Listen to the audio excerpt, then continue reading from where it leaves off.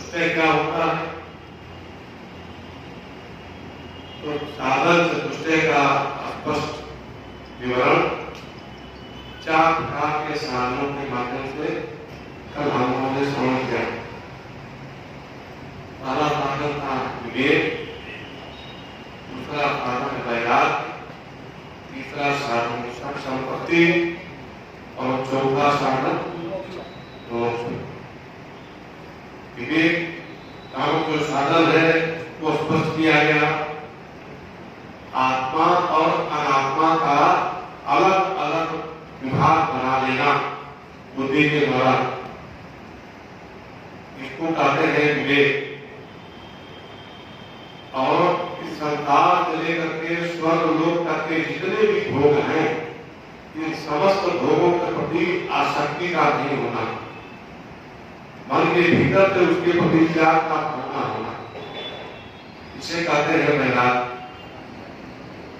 और सत संपत्ति में सत्य स्पष्ट है 6 प्रकार की संपत्तियां, इसको संपत्ति कहा गया। खाली धन नहीं हमारा, मतलब प्रत्येक दशा में मनुष्य के पास होना चाहिए। ये मूल धन है आपका, ये धन रहेगा तो चाहे आप जहां भी जाएंगे, जिस दिशा में जाएंगे, वहीं आप काम करेगा। सत संपत्ति में 6 भाग बताए गए। पहला शब्द, मन को सबसे चंचल मन ही है, मन को संयत करना, संयमित कर देना, उसको रेगुलेट करना, उसको नियंत्रित करके स्थिर करना, इसको कहा गया शब्द। दूसरा संपत्ति का कहा गया दम। हमारे 5 ज्ञान इंद्रियां हैं, 5 ज्ञान इंद्रियां बहिर्मुख है। कठोपनिषद में नचिकेता को समझाते हुए जमराज जी ने कहा, परांचकानि पितरस्त स्वयंभो। खाली माने इंद्रियां, ये स्वयंभू माने ब्रह्मा जी। पितरस्त उनको दिशा से युक्त करके इंद्रियों को परांच कर दिया। परांच माने बाह्य अभिमुख कर दिया। इंद्रियों का वास्तव में स्वभाव बाहर क्यों नहीं देखा, है ना? लेकिन जरा विचार करके हम लोग को दिखाई किससे देता है? आज चक्षु से। तो कितने तरह के चक्षु हम जानते हैं? और ये चक्षु ज्ञान चक्षु। हाँ, और कहा करो एक चक्षु और है।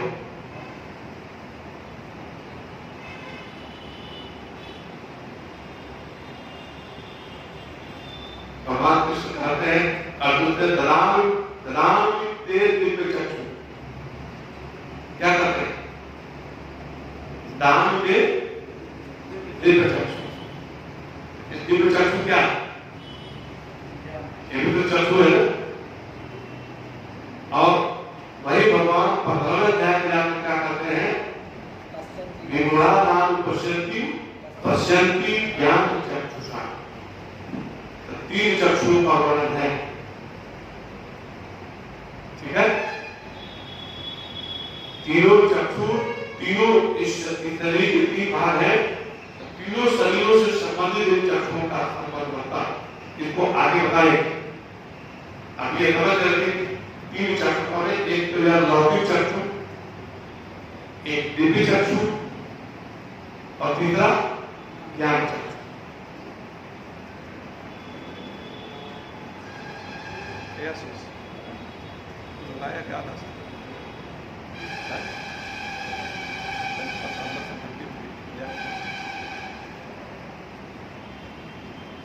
कुछ ही कह दो, बुला के ढेर से कर लेना और अंदर से मिलकर जाकर आप चम्मच अच्छा है। तो इस तरह से हम लोगों ने देखा चक्षु है, त्वचा है, त्वक जो स्पष्ट का ग्रहण करता है, स्रोत है जो शब्द का ग्रहण करता है, जिह्वा जिसको रसना बोलते हैं, रस का ग्रहण करता है ना, और नाक यानी घाम ये गंध का ग्रहण करता है। ये पांचों को पांचों भगवान ब्रह्मा जी ने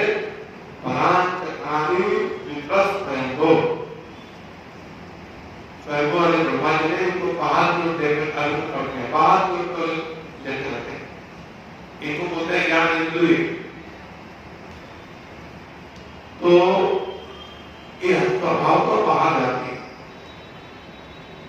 और हमको जो परमात्मा के विषय में जानना है उनको अंदर लाना पड़ेगा।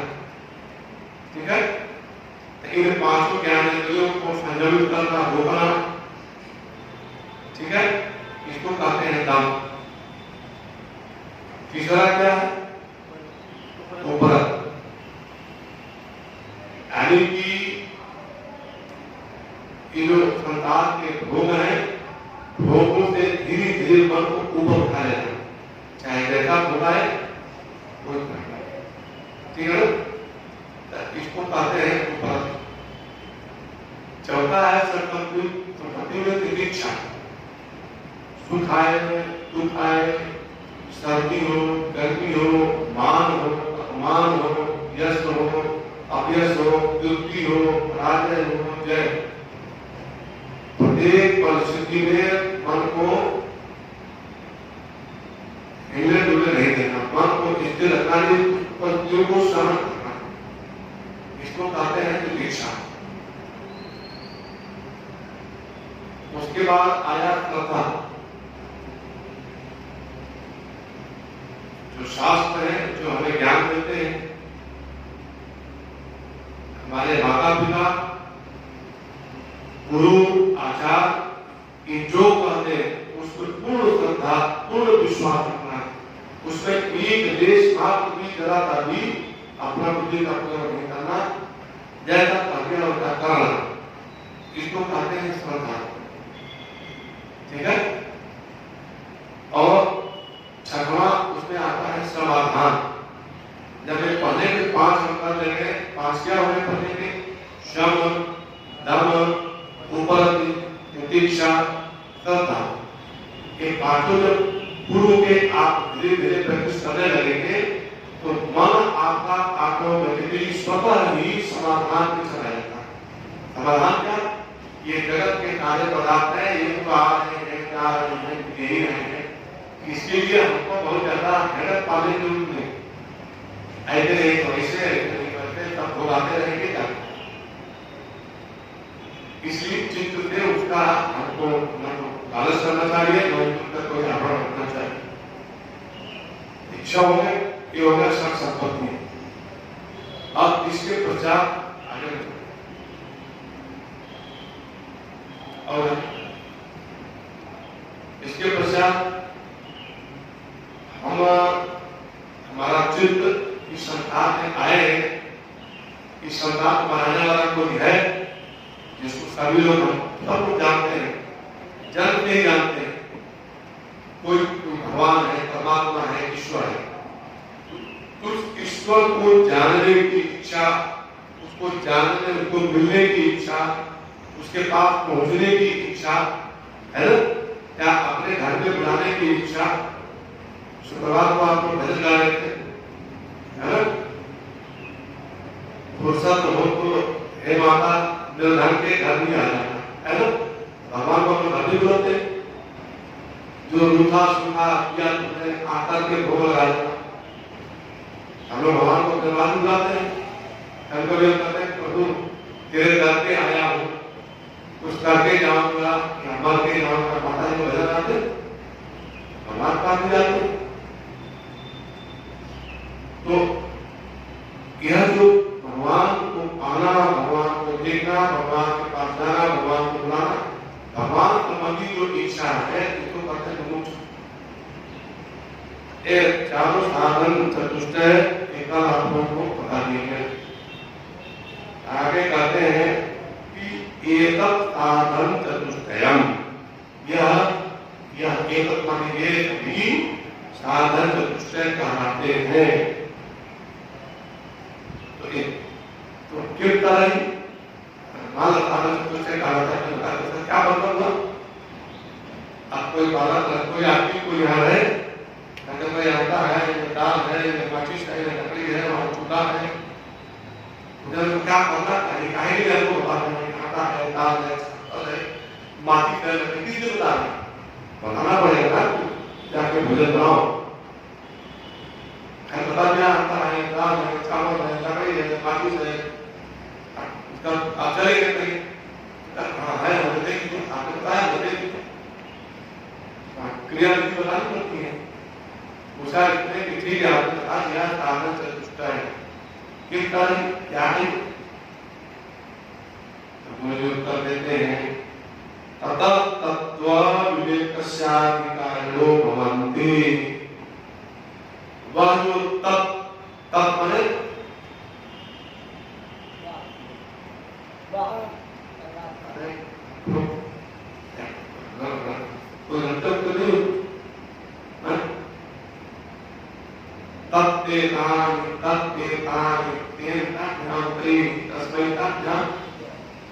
क्या है?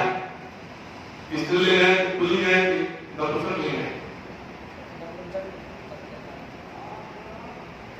क्या है?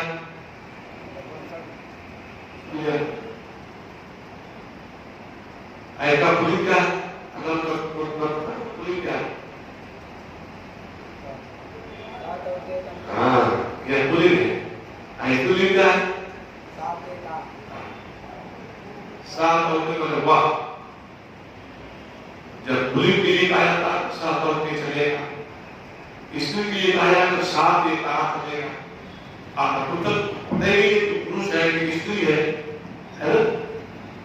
तो उसके लिए तप देता, उस परमात्मा का एक नाम है तप, है ना? ठीक है?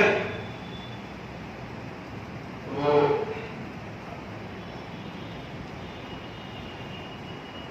जब गीता में आया है और जो काम कराते हैं पंडित लोग, तो लास्ट में सब पूजन करा लेते हैं, 3 बार जब हरि ओम तत् तत्, हरि ओम तत् तत्, हरि ओम तत् तत्। तत्व क्या है? तत् तत्। हरि ओम जिसका नाम वाचक है, वही तत् है, वही परमात्मा है, वही सत्य। ऐसा माना जाता है कि लास्ट में 3 बार तत्सत शब्द का प्रयोग कर देने से काम में कोई कमी रह जाती है, परमात्मा उसको क्षमा करते हुए स्वीकार करते हैं। लेकिन जब अंदर से एक ध्यान रहेगा कि इसको बोलने से परमात्मा हमारे गलतियों को क्षमा करते हैं, तब तो आप बोलेंगे ना।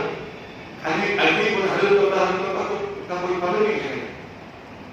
लेकिन जब आप अंदर से ज्ञान है या बोलने से भगवान हमारे गलतियों को क्षमा करते हैं, जैसे आप शंकर जी को जल चढ़ाते हैं, हरि ओम नमस्ते रुद्रमनोहर एकमे नमः बाहुभ्याम तते नमः बोलते हैं इत्यादि।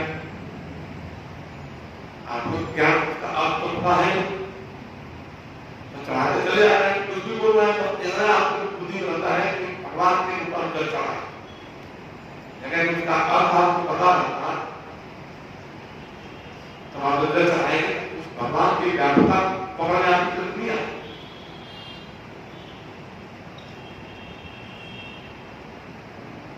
जैसे रुद्राष्टक है, नमामि शमीशान निर्वाण रूपम, है ना? विभुम व्यापकम ब्रह्म वेद। विभु क्या है?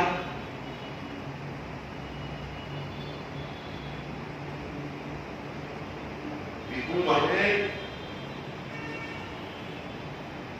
वियति अवधि प्रलयन, विभु जिससे कभी उत्पन्न होते हैं, जीवित रहते हैं और जिसमें कभी समय आते हैं, वो कौन? परमात्मा। परमात्मा से सभी उत्पन्न होते हैं, उन्हीं के जीवित समय आते हैं। तो का पालन करता, सबका जन्म है ईश्वर। बिंब माने ईश्वर परमात्मा। भगवान के लिए क्या प्रयोग करते हैं? बिंब। और व्यापक, व्यापक माने सभी जगह, हर व्यापक, सर्वत्र समाना। विभु व्यापकम ब्रह्म वेद, आप ब्रह्म है, हम जब प्रारंभ करेंगे विभु व्यापकम ब्रह्म वेद स्वरूपम। तो अगर आप पता है कि जो ख्याल है भगवान पे प्यार करना है परमात्मा, उसको ले जाते हैं, देख रहे हैं। लेकिन जब अंदर से भाव करें तो उसको जल कहा जा रहा है, सारे जगह प्यार बन जाए। ठीक है, ऐसे ही जब आप कहते हैं ज्ञान पूर्वक हरिओम तत्सत, जितनी गलतियां हुई भगवान क्षमा कर देंगे, ऐसा विचार करके जब आप बोलते हैं हरिओम तत्सत, तो भगवान तुरंत क्षमा कर रहे हैं कि तब वह जो परमात्मा है, तत्व वही तत्व है। जो तत्व है परमात्मा वही तत्व है, वही एकमात्र तत्व है। अगर विवेकस्य अधिकारो भवति, यह साधन चतुष्ट जिसके पास रहता है वही उस तत्व नामक तत्व के विवेक करने का अधिकारी हो जाता है। ठीक है, अर्थात साधन जिसके पास रहेगा वह परमात्मा का विवेक करके परमात्मा को समझने का अधिकारी बनता है। जैसे आप वेद पढ़ने आए, वेद पढ़ने के लिए कहा गया है कि आपको कक्षा 6 पास होना चाहिए, कक्षा 8 पास होना चाहिए। कक्षा 8 पास किए हुए पूर्व मध्यमा में एडमिशन मिल जाएगा, कक्षा 10 पास किए तो मध्यमा में एडमिशन मिल जाएगा, इंटर पास किए हुए तो शास्त्री में एडमिशन मिल जाएगा, योग्यता होती है। ठीक है कि तब वह जो परमात्मा है उस तत्व को विवेक पूर्वक जानने का अधिकार प्राप्त करने के लिए ये कारण चतुष्ट क्या है? अधिकारिता है, क्वालिफिकेशन है। गुरु जी को बात आपकी समझ में आ गई हमको, तत्व क्या है? तत्व को बताइए, तत्व क्या है? तत्व विवेक का ये तत्व नामक विवेक क्या है? मुझे कहा बेटा, आत्मा सत्य तत् अन्यत् सर्वं मिथ्येति।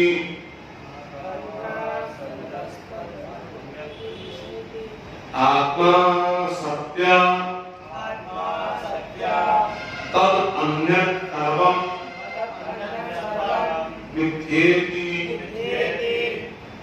एकमात्र आत्मा ही सत्य है, ये सिद्धांत समझ लीजिए। केवल सत्य आत्मा है, केवल आत्मा ही सत्य है। आत्मा सत्यम, आत्मा ही केवल सत्य है।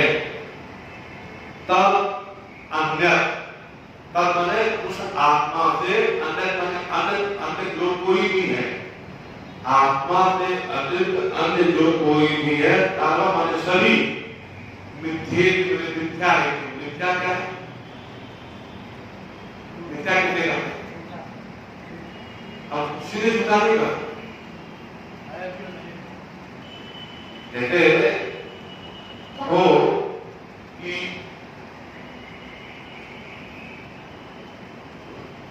जो बिल्कुल झूठा है वो वस्तु होती ही नहीं, ना होती है ना दिखती है। ठीक है, उसको कहते हैं असत्य, झूठ। ना है ना दिखती है, उसको कहते हैं असत्य, झूठ। लेकिन मिथ्या तो वहां प्रयोग करते हैं कि होती तो नहीं है, वस्तु नहीं होती लेकिन दिखती है। जैसे आप रात में जब स्वप्न देखते हैं और देखते हैं बड़े बच्चा करके आप जा रहे हैं, स्वप्न कहाँ देखते हैं? भीतर ही देखते हैं कि शरीर में घोड़ा कहाँ जाएगा? कोई घोड़ा आ सकता है शरीर के भीतर? आपके घर तो घुसा, कान का तो घुसा, कि नाक के तो होकर घुस गया, क्या घोड़ा बिल्कुल कैसा हो सकता है? पकेगा। अब पकी थोड़ी सी चींची घुसने लगे नाक में, आप बिना दिख जाएंगे। बोलिए, घोड़ा कैसे घुस गया? घुसा क्या आपको देखा क्या वो मिथ्या दिखे परंतु वो नहीं है नहीं किंतु दिखती है। ठीक है, तो कह रहे हैं कि आत्मा सत्यम तब अन्य धर्म मिथ्या, उसके अतिरिक्त जितना कुछ भी है आत्मा के सब का सब मिथ्या है। अब जरा विचार करो कि आत्मा और धर्म क्या क्या है। ये सारा संसार दिख रहा है। ऐसा कहा जाता है कि जो जायमान पदार्थ है जितने भी जो कोई भी जन्म लिया, गीता के दूसरे अध्याय में भगवान ने कहा है कि वो जातक के बिल्कुल रोग आया है। हाँ ठीक है, जिसने जन्म लिया है उसकी मृत्यु निश्चित, जो मर गया वो पुनर्जन्म ले। यानी कि जो जन्म ले रहा है, जो पैदा होने वाली जितनी चीजें हैं, ये सब किसी न किसी दिन मृत्यु को प्राप्त होंगे। समय तक का अलग अलग होता है। आप लोग वेद पढ़ते हैं, है ना, कुछ बोलते हैं ना, बोलिए एक आपको बोलो हरि ओम मा सहस्राशीरेखा पुरुषः सहस्राक्षः सहस्रपाद सबूनित्वं सर्वस्तुतवाद्यतिष्ठद्दासाङ्गुलं पुरुष एवेदत्वं सर्वं जगभूतं यच्चावाप्यं भूताम्बरे तत्त्वस्य सानो जालन्नेनातिरोहाति एतावानस्य महिमातोऽस्यानश्च पुरुषः पादोऽस्य विश्वा भूतानि त्रिपादस्यामृतं त्रिपादोर्ध्व उदयितपुरुषः पादोऽस्येह भवत्पुनः ततो व्यकरामत्सासनानासने अभि ततो विराजायत विराजो अधिपुरुषः। अभी तीसरे मंत्र से एक पता है कि यह जो परमात्मा जो पुरुष है उसके ही शरीर से इत्तिकाल रूपम ऊर्ध्व के दो तीन पाद वाले नीचे जो है क्या पाताल भूलोक और ऊर्ध्वलोक। अब ऊर्ध्वलोक में स्वर्ग है, 7 लोग हैं ऊपर, अब 7 लोग पीछे हैं, इनकी उत्पत्ति उसी से हुई। इन लोगों में पहले इन सारे 5 भूतान इसमें सब है, सभी पंच महाभूत उत्पन्न हुए। पंच महाभूत क्या है? सबसे पहले क्या हुआ? सब इच्छा इच्छते एको हम बहुत त्यागः तस्मात् एतस्मात् आकाशः, उस ईश्वर से आकाश उत्पन्न हुआ। आकाशात वायु, वायु तेज, तेजो आत्मा, आत्मा पृथ्वी, ठीक है, उसी से सब उत्पन्न हुआ। किससे उत्पन्न हुआ? तब पुरुष से। कौन उत्पन्न हुआ? आकाश जायमान, उससे वायु ये भी जायमान है, पैदा होने वाला। तेज ये भी जायमान है, जल ये भी जायमान है, पृथ्वी ये भी जायमान है। और पृथ्वी पर उगने वाले बनने वाले जितने भी पेड़ पौधे जीव जंतु घर द्वार छप्पर जो कुछ भी है सब पृथ्वी बनने के बाद बना होगा, वो भी पैदा होगा। जो पैदा होगा सब गिरेगा नहीं गिरेगा, बनेगा नहीं बनेगा, सब ठीक है। क्या तात्पर्य लिखा? जो इन आंखों से इनम करके बाहर जगत को देख रहे हैं, इनम, उसको इनम या माने जो आंखों का विषय बन जाता है।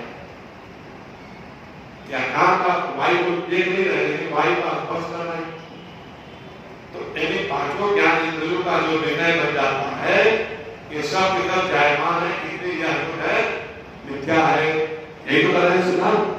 अन्य कर्म मिथ्या, ये मिथ्या हो गया।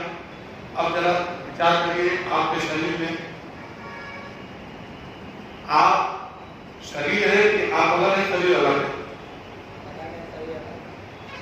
ये तो हमने बता दिया कि आप कर रहे हैं, लेकिन बुद्धि से विचार नहीं करके इधर इधर बड़े तो जानते हो हमारी समस्या बैठे नहीं दुनिया में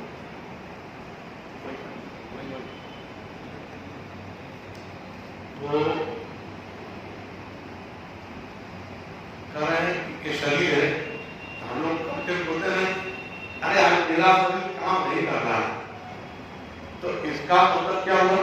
मैं अलग हूं या शरीर मेरा उससे संबंध है या अलग? मैं और मेरा मन, ये पता हो गया कि शरीर अलग है। इस शरीर के भीतर आपका मन है, बुद्धि है, मेरा आत्मा बहुत खराब है, आत्मा मेरा बहुत दुखी है। इसका मतलब मन को भी हम जानने वाले हैं, आत्म बुद्धि काम नहीं करते, इसका बुद्धि को भी हम जानने वाले हैं। बुद्धि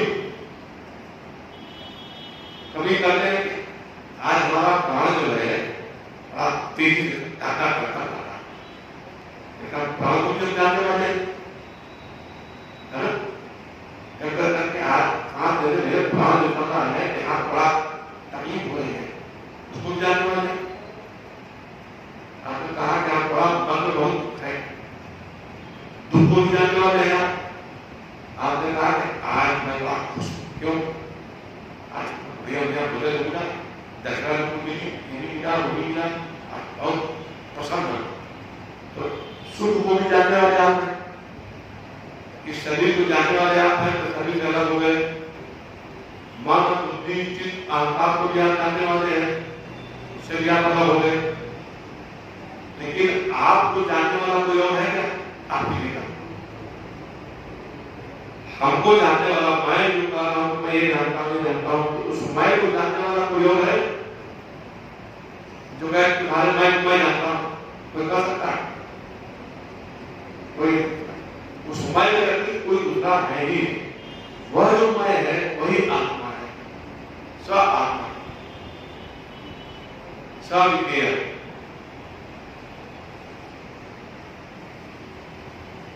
विज्ञेय मतलब जानने लोग। इस आत्मा, मेरी जो आत्मा है, आत्मा के अलावा जितने भी पदार्थ हैं, चाहे शरीर के भीतर के हो, चाहे शरीर के बाहर जगत के हो, चाहे ब्रह्मांड के हो, ये सब के सब पैदा होने वाले हैं। पैदा होने वाले हैं जिनको हम जानते हैं कि सब के सब क्या है? मिथ्या। ठीक है, तो आगे बोलते तत्व विवेक क्या है? आत्मा सत्य है और आत्मा से अन्य सर्वम मिथ्या, आत्मा से अतिरिक्त जो कुछ भी सब कुछ मिथ्या है। ठीक, क्या बोल जाएंगे? अब कह रहे हैं कि यह जो आत्मा से भिन्न आप बता रहे हैं कि सब कुछ मिथ्या है, यह आत्मा कौन है? यह हमको बताइए। आत्मा का आत्मा कौन है? तो कहते हैं जो जिसके द्वारा यह सब कुछ जाना जाता है। आत्मा आपके भीतर है, आपकी आंख देख रही है, आपके कान सुन रहे हैं, आपके नाक दर्द ले रही है, आपकी रक्षा स्वाद ले रही है, आपकी त्वचा काम कर रही है, आपके हाथ पैर चल रहे हैं। ठीक है, बाहर का सुंदर दृश्य है कि असुंदर दृश्य भी आप देख रहे हैं। जीव इनम कर्मम विज्ञान, जिसके द्वारा यह सारा का सारा हम जानते हैं, और शरीर के भीतर भी मन है, बुद्धि है, चित्त है, अहंकार है, दुख है, सुख है, प्राण है, शरीर है, इन सबको हम जानते हैं।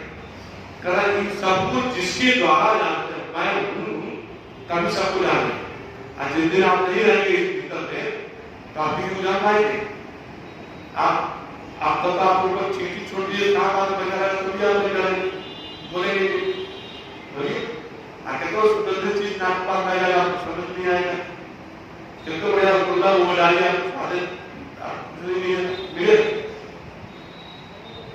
इसका तात्पर्य हुआ कि यह सारा प्रपंच विश्व प्रपंच इसके अलावा एक शरीर हमारा स्थूल है इसके भीतर पुष्प शरीर है इसके भीतर कारण शरीर है इन कारण शरीर को सूक्ष्म शरीर को स्थूल शरीर को सारे प्रपंच को जो जानने वाला है किंतु उस जानने वाला को कोई जान नहीं पाता वह जो ऐसा पदार्थ है ऐसा तत्व है उस तत्व को आत्मा कहते हैं ठीक है समझ आ रहा है आत्मा क्या क्या कर रहा है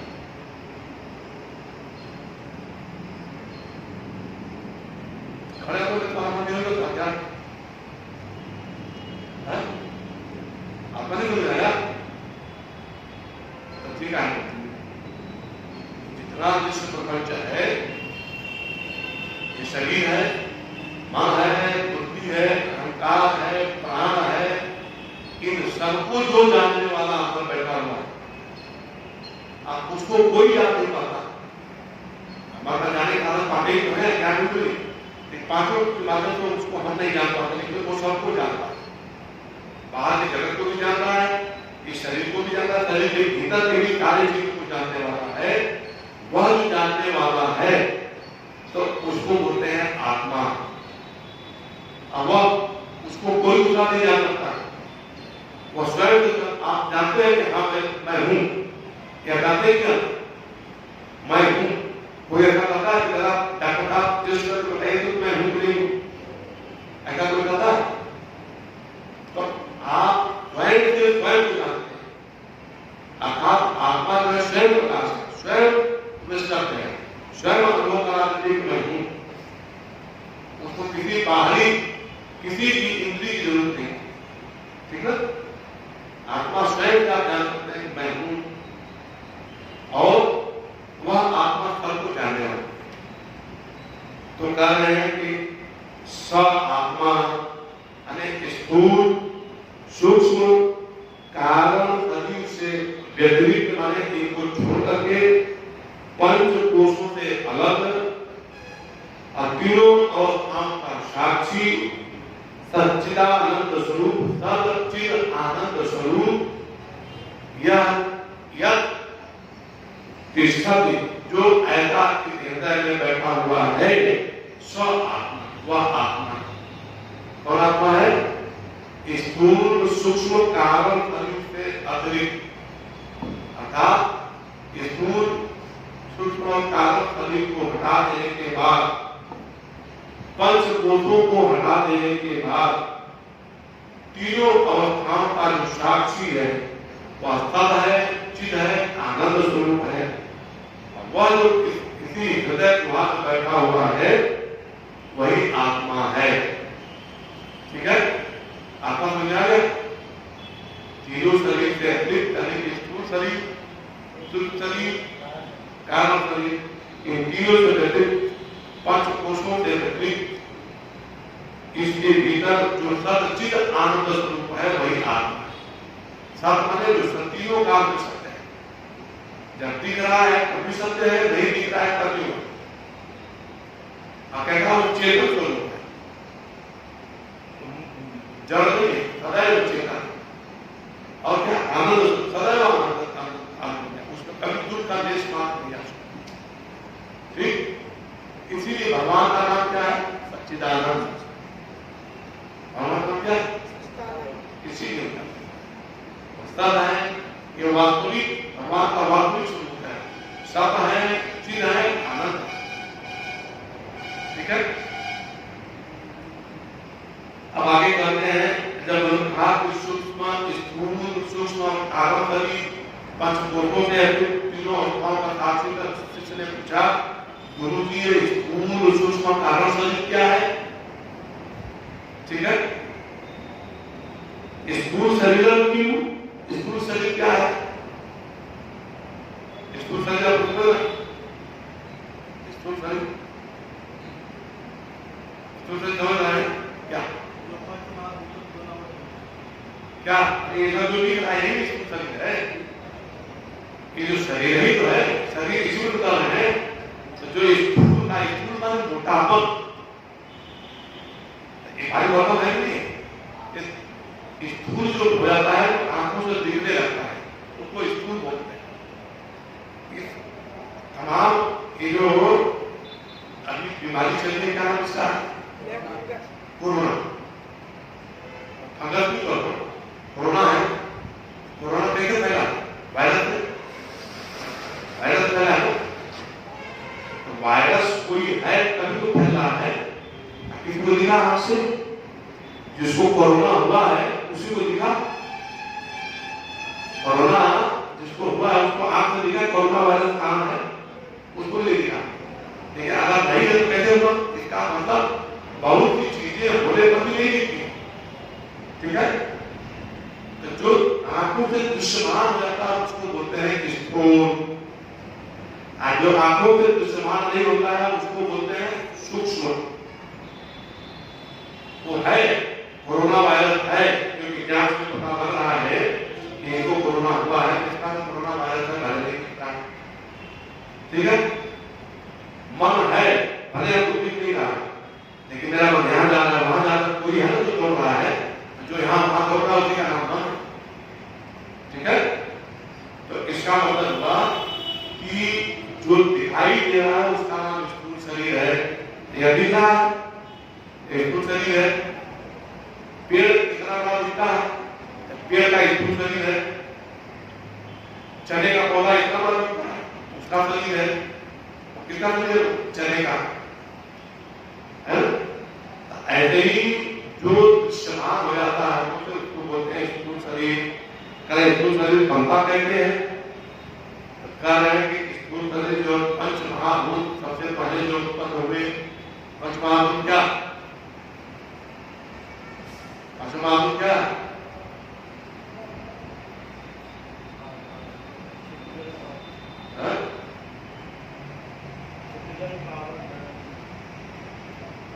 तो याद है अभी तो बताया आकाश उत्पन्न हुआ, वायु उत्पन्न हुआ, तेज उत्पन्न हुआ, जल उत्पन्न हुआ, ये नहीं याद? पांचों महाभूत कह रहे हैं कि पंचीकृत पंच महाभूत ये पांचों महाभूतों का पंचीकरण किया ब्रह्मा जी ने।